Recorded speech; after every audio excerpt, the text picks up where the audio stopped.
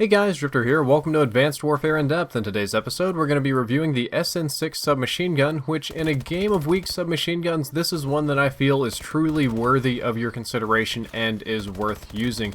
The gameplay that you're going to get to see is me using the SN6 hammer, which is a variant that I happen to like, and I'll talk about why later in the episode. And I'm playing hardpoint, mostly near the objective, but a little bit of slaying around the objectives.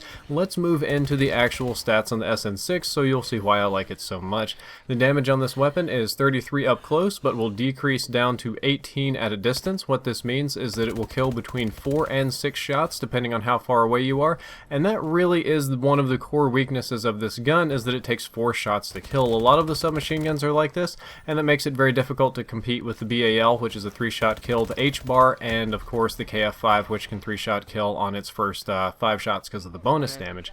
One of the unusual things that it does do, however, is it has a higher than average headshot multiplier of 1.2x. A lot of the other guns are 1.1 or 1.05, but this one will give you 20% bonus damage or 1.2x your normal damage if you get headshots, which is quite nice. One of the SN6's core weaknesses is that it has a rather short range and a very sharp drop-off range. The range isn't that bad for submachine guns, but it's not that amazing compared to assault rifles, with the 4-shot kill range extending all the way out to 15 meters. However, unfortunately, it's going to decrease to 6 shots to kill at 18 meters, so there's this very finite range where it's maximally effective and then almost worthless. It drops off really hard, and just to give you a visualization on that, this is the maximum 4-shot kill range of the SN6, which, you know, there's worse SMGs in this game, but it definitely could be better. It leaves a little bit to be desired in that category. Like many of the weapons in Advanced Warfare, it has some unusual properties with the first couple of rounds of the magazine, or at least this game just has unusual properties all around, but this one fires faster for the first 3 shots, a lot like the H-bar or like the AN94 from previous Call of Duty games. The first 3 shots fire at 800 RPM, and the rest of the magazine or the rest of your burst will fire at 720 RPM. I'll leave these numbers up for just a little bit longer to explain that unlike the KF5, where you only get the bonus on the first shots, this is like the H-bar. It's the first 3 shots of the burst, so if you have good timing, you can continually burst this weapon to make it shoot faster, just like the HBR-A3 and just like the AN94 from previous Call of Duty games. However, like its HBR-A3 assault rifle buddy, it really doesn't have the biggest increase on the rate of fire of the first 3. It's not like the hugest difference, but it definitely is there, and I'm not including the PC game code because for once my hand measuring and the PC game code came out to be exactly the same, so this is your exact rate of fire, and I don't have to go into some sort of weird tangent about frame rounding yet again. At this point in the in-depth episode, I'd like to show you the recoil pattern of the SN6. I believe it's low recoil for the submachine guns. Again, the recoil is not going to compete with the assault rifles.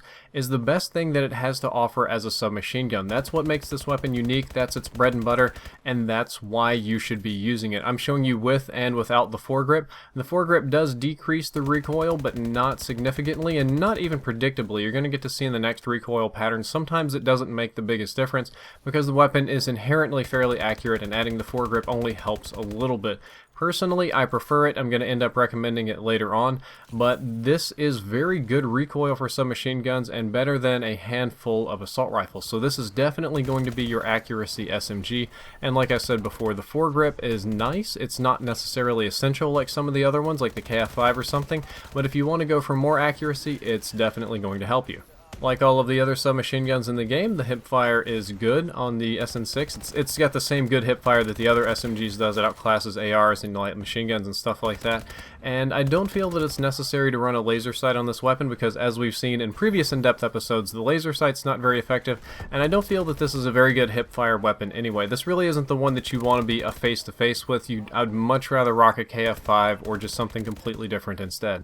The iron sights on the SN6 are good, surprisingly. This is the part of the in-depth episode where I usually get the most hate because apparently I don't like any iron sights, or I complain about them not being usable or blocky or whatever.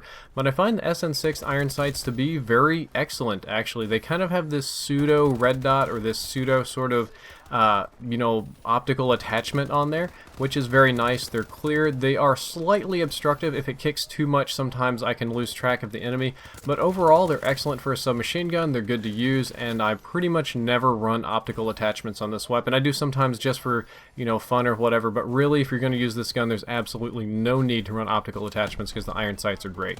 Reload speed is a little bit on the fast side at 1.08 seconds, as long as you at least have one bullet still in the magazine, and unusually the fast reload on this weapon is a little bit slow at 0.82 seconds, or most notably it's not the biggest difference.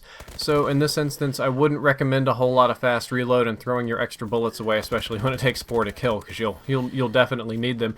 Fast reload just not super effective on this particular weapon. Raise and drop times are unusually close together. The raise time is a little bit fast at 1.03 seconds. You can pull this one out pretty fast, which means if you're running a sniper rifle or something, this would be a good one to consider for your secondary. If you're going to run overkill, if you want an SMG to carry, this one draws pretty quick. Definitely worth considering. The drop time is a little bit slow at 0.93 seconds. A lot of the other ones are about half a second or like 0.55 or something. So that's a little bit unusual, and what that means is that this weapon is going to be a poor candidate for backup. Like, you don't want to have an Atlas 45 or an RW1 or PDW or something, because you're going to have to draw it way too slow. Your run speed is 100%, which puts you in the top tier of running in Advanced Warfare. If you stack that with a lightweight, which I do on almost every class, you'll find it at 107%, but this is a very lightweight weapon. You're going to move at your maximum speed. The best variants, one of which I actually have because random unlocks prevent me from having everything, are going to be the Magistrate, the Third, and the Hammer. The Magistrate looks really good to me because you get an increase in accuracy, and the gun's already very accurate, so you're kind of playing to your strengths here. You get an increase in range, which is the biggest weakness of the submachine gun, and only negative points are to handling and mobility, which is going to be hipfire and a very, very minor penalty to aim down sights time, neither of which are extremely important. So with the Magistrate, you get bonus accuracy, playing to the strength, bonus range, playing to the weakness, and no next considerable penalties. The next one that's really good is the Elite, which is massive increase in range, +2 range, +1 damage, and -3 on mobility. And as we've seen before, mobility doesn't actually affect your movement speed, it's just aim down sights time. So you ADS a little bit slower, but you deal more damage and have much better range, so that's good.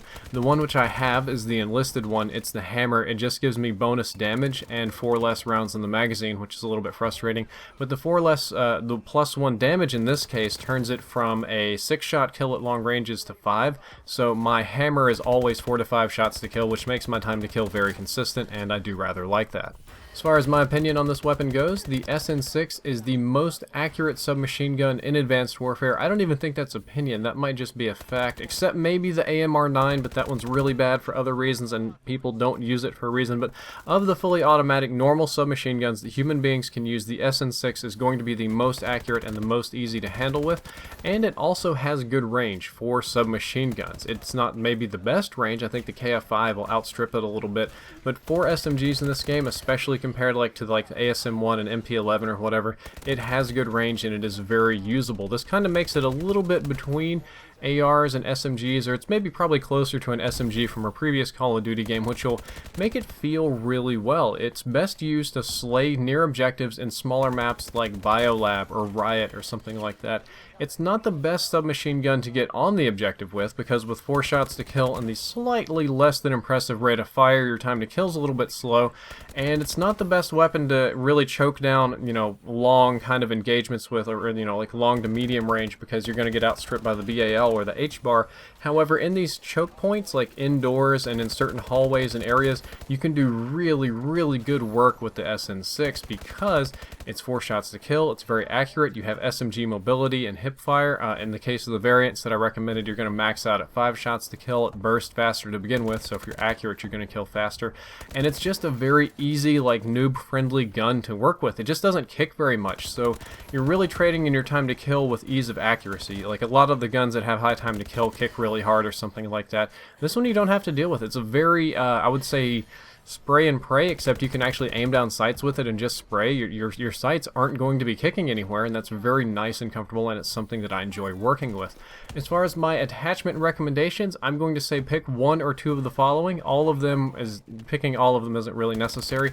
Advanced rifling is excellent on this weapon. One of its core weaknesses is the somewhat less than spectacular range. Again, the range is good for submachine guns, but it doesn't compete really well with assault rifles, so adding advanced rifling boosts one of the weaknesses of the weapon and makes it more on par with some of the assault rifles, and outstrips like the KF5 with advanced rifling. So that's a really strong one. Rapid fire is great because, again, it doesn't shoot super fast. It shoots kind of fast, but not like impressively or like mind-blowingly fast. Rapid fire will really pick that up, and you won't feel quite as far behind in the time to kill race with your 4 shots to kill. That'll feel really good. And one that I use quite frequently, despite it already being very accurate and despite the relatively minimal accuracy increase, I do like the foregrip on this weapon. It might be a little mental placebo for me, but I feel that it's much easier to control the recoil, especially at long ranges with the foregrip, and when I'm trying to have a very, very accurate submachine gun, it helps me. Typically what I do is I will run foregrip with either advanced rifling or rapid fire, depending on the size of the map, and almost never advanced rifling with rapid fire, because then it just kicks way, way too hard and it's way too difficult to deal with. Well guys, that's all for this in-depth episode. I hope that you enjoyed it and you learned something useful. If you did, don't forget to like, favorite, and subscribe. The previous episode was on the ballistic CPU. The next one is going to be on the gung-ho perk, and yes, if you haven't I haven't quite got around to making the thumbnail yet. This video was filmed in 1080p 60 FPS courtesy of Elgato HD60, which you'll find linked down there in the description along with my other sponsors. And as always, if you enjoyed, don't forget to like, favorite, and subscribe. Drifter out. I'll give Irons a good news. Suck my dick. Or no. I gotta be so hostile about it.